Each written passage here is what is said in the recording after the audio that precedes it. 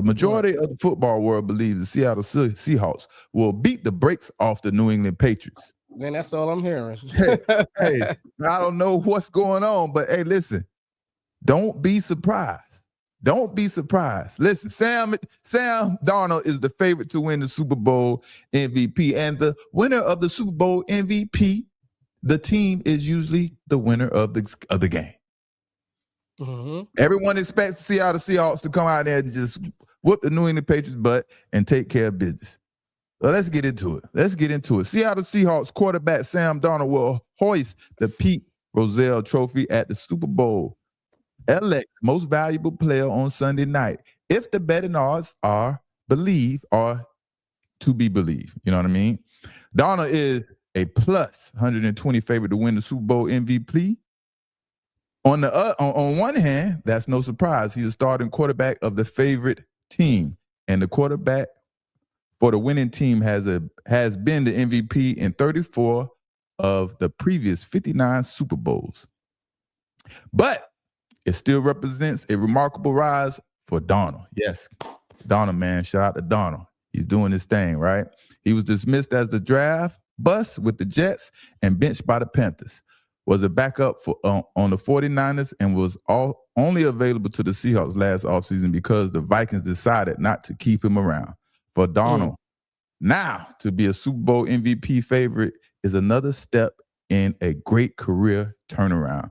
Patriots quarterback Drake May is the next in the Super Bowl MVP betting odds at plus 235, followed by the Seahawks wide receiver Jackson Smith-Njigba at plus 550, Seahawks running back Kenneth Walker at plus 550, and Patriots running back Ramondre Stevenson at plus 2,800. Man, I think it's going to be an exciting game. I think it's going to get very interesting. A lot of situational football is going to come into play. But I don't know, man. How do we feel out there about Sam Darnold being the MVP and the Seattle Seahawks being the favorite to win this game?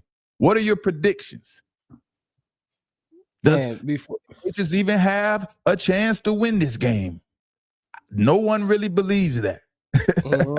And that's what making me starting to believe it more because day one, once they found out who's going to Super Bowl, I was like, yeah, Seahawks got this easily. But the more and more as they get closer and closer, you be giving the Patriots a lot of ammo up there to get hyped up for this game for them to come out there and not lay down. And I don't believe they will. I think it's going to be a tight game, and it might be the Patriots. My decision has changed dramatically. You know what I mean? Drastically since day one, man. So I mean, we still got a whole nother week to go, so it might change a little bit more, but right now, I'm kind of like signed with the Patriots a little bit, man. I feel like they're going to be motivated, hungry, because all this talk of how they not really supposed to be here, how they don't stand a chance, that's motivation right there. And it's a Super Bowl biggest game. Man, they didn't give the New England Patriots a chance when they played against the Houston Texans. And Houston Texans had the number one defense. You know, they had all this hype behind them, how great they was, C.J. Stroud and all this type of energy. And what happened?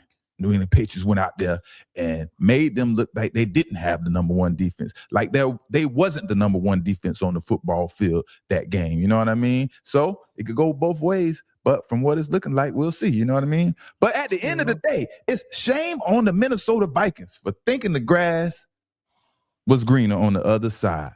Shame on the Vikings, man. Now the only thing their star receiver, Justin Jefferson, can do is ask himself, what if, over and over and over again? What if, man? What if Sam Darnold was still here? Would I be in the Super Bowl? Would the Minnesota Vikings be in the Super Bowl? And would I be having another career year? 1,800 plus yards, maybe 2,000. What if? That's the only thing he can ask himself. What if? All right. But, you know, the betting odds is Sam Darnold will be the favorite to win the MVP, but I'm not so sure. Because if Jackson Smith-Njigba have a great game, I think the NFL would love to lean towards giving him the MVP over Sam Darnold. Because Jackson Smith-Njigba is a bona fide superstar. He definitely could get 12 catches, 158 yards easy. I mean, he did it multiple times this season. Right, exactly. You know what I mean? I could see him in a perfect world, if the New England Patriots doesn't perform how I expect them to perform, I could see him going for 150 yards, 2 touchdowns, and having a great game, things like that. But I'm not falling for the hype. I don't believe the hype. If that did happen, I can see them handing over the MVP award to JSN. But like I said, I don't believe the hype because y'all don't understand. This is my teammate. I understand how he thinks. I know how smart he is, how intelligent he is, and how much he loves the game of football, right? How much he understood what Bill Belichick was doing as a head coach and a defensive coordinator, right? He was a coach on the football field when he was my teammate for the New England Patriots. He was probably he was the smartest person on defense who understood the ins and outs and the intricate details of what's supposed to go on the defense, as well as all the formations and things like that on the offense. So don't get it twisted. Mike Vrabel is definitely built for that. And he's a leader of men and going to understand and going to have his players ready to play, you know? Mike Vrabel will have that defense ready to stop Kenneth Walker and Jackson Smith and Jigba.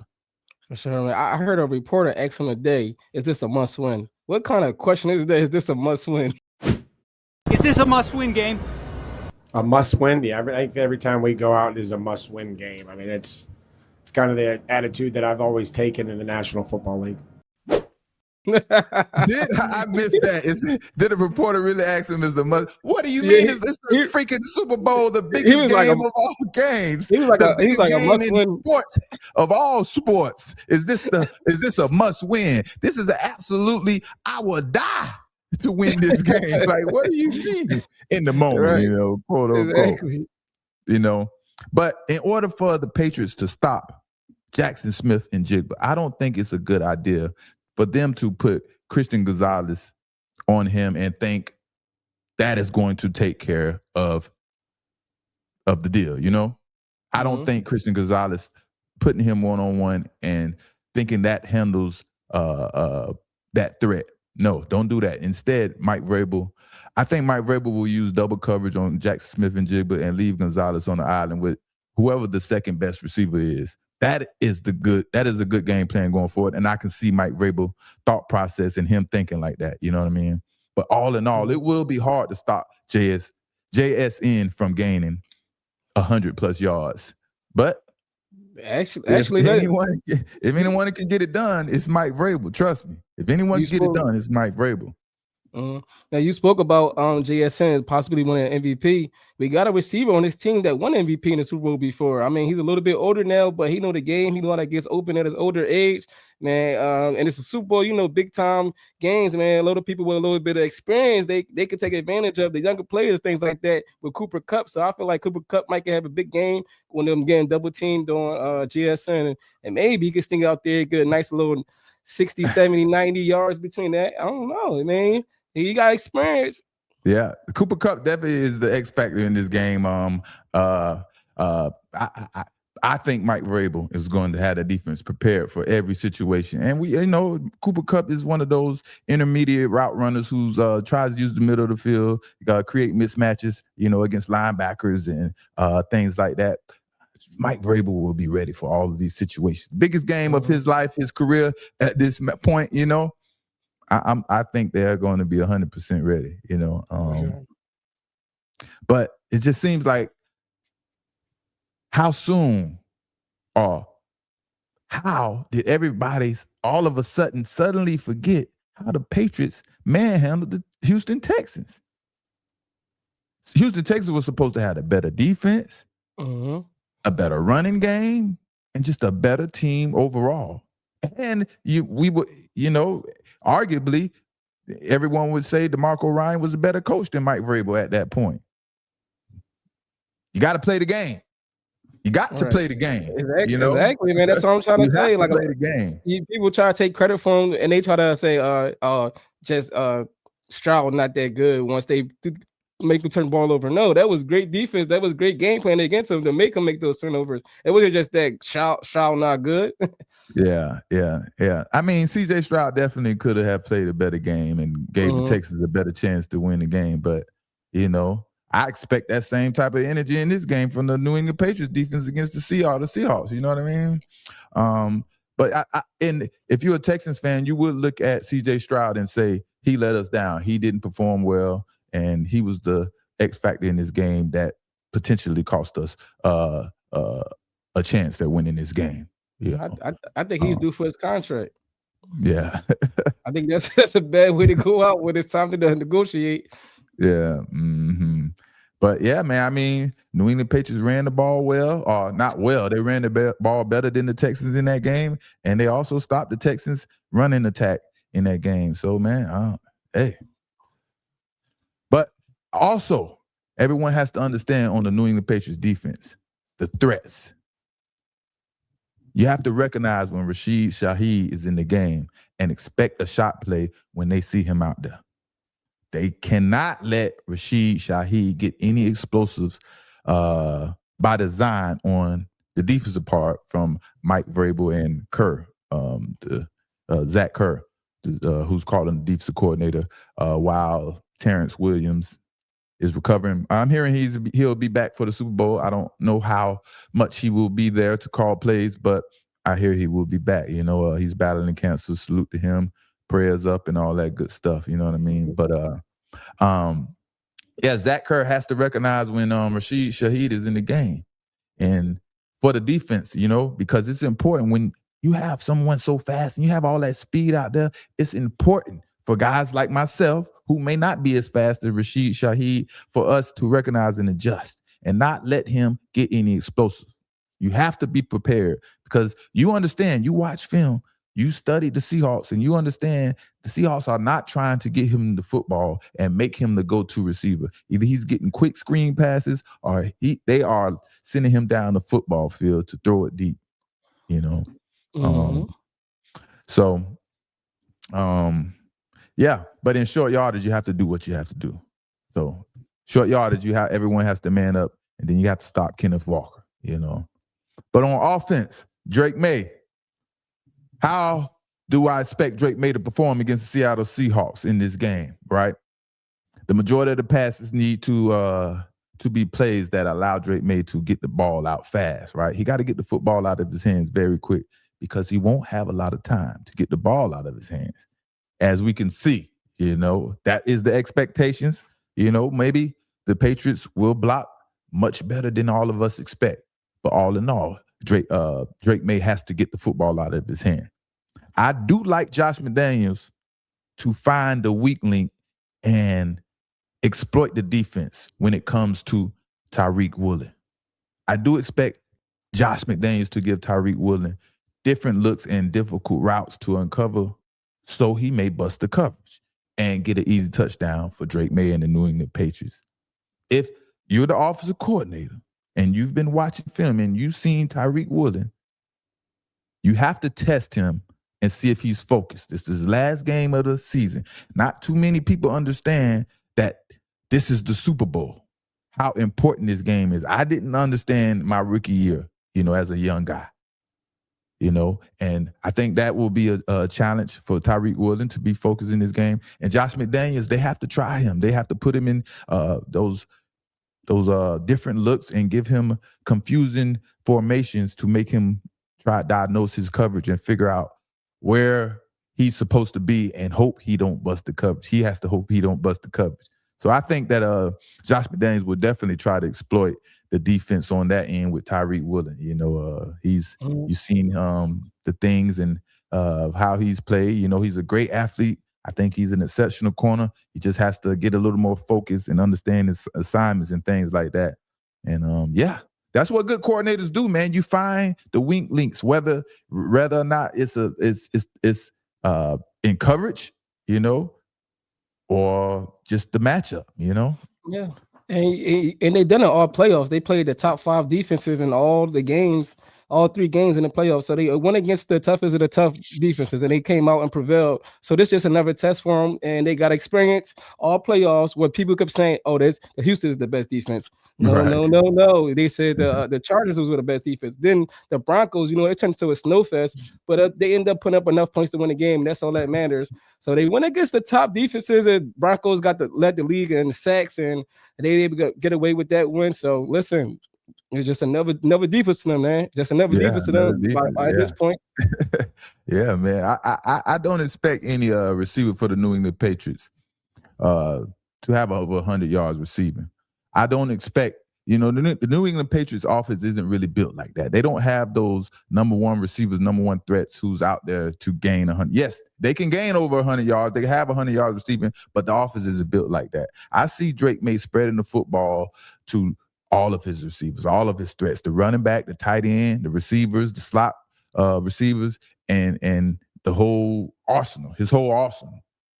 You know what I mean? Because, not just because how this is how the offense is built. When Drake May identifies the coverage and he finds his best option, he has to get that football out of his hand. It's a must. He has to get that football out of his hand. So that is the reason Drake May won't have a 100-yard receiver in this game, because he has to spread the football around. You know what I mean? Drake May will have to get that football out of his hands. That is a must in this game. That has to be a emphasis in practice all week. You know, blocking on the opposite side of the ball, maintaining those blocks for as long as possible, so Drake May can have much time as possible, man. But we'll see. We'll see. I got another thing for you too. What's that? It's a lock right now. If y'all gambling on this game, I got a lock for y'all right now. Drake May over 25 rushing yards. He won't use them legs as well, get out of situations and be able to extend drives using his legs. Don't forget that part too, man. I got him doing that as well. That's a good bet right there. That's a good bet. Drake May has over 25 yards rushing. But let me tell you, from the looks of it, and the talk and the hype, like we did about the Houston Texans, the way that defense comes, man, I don't know, man. We'll see. We'll see. But like I said, it's just hype. You know, maybe the game starts off tough in the first half, 3-0, 7-3. Everybody's playing defense, you know, great on both sides of the football. And then who's in shape? Who's prepared to go 60 minutes, 4 hours in this game? Because that's where the New England Patriots beat the Houston Texans in the second half, you know. But predictions, baby. Predictions. What do you got, man? Who you think, man? What is your predictions over there, Dries? What are you talking? I know you are one of those believers out there. You believe the Seattle Seahawks defense and everything they are feeding us. What are your predictions over there, Dries? As of today, Monday, it might change by the time Sunday come, but as of today, Monday, I got the Seahawks winning this game. I like the Patriots so much, so I'm gonna be cheering for them. But in my heart, back in my mind, I just think the Seahawks will pull us off. And I'm so surprised because I've been like talking bad about Sam Darnold all season, like he can't handle big games, but he proved me wrong over and over again this season. So I want to be wrong again. I might want to be right this time and go ahead and ride with Sam Darnold for the first time this season. All right, so you hear 2-3 Dries. He got the Seattle Seahawks. So after the game on Sunday, right? Is it Sunday or Monday? Sunday. It's Sunday. You could beat them up. You could beat them up Sunday or Monday, whenever we get on, if we're not at a Super Bowl party. But that is Dries' pick.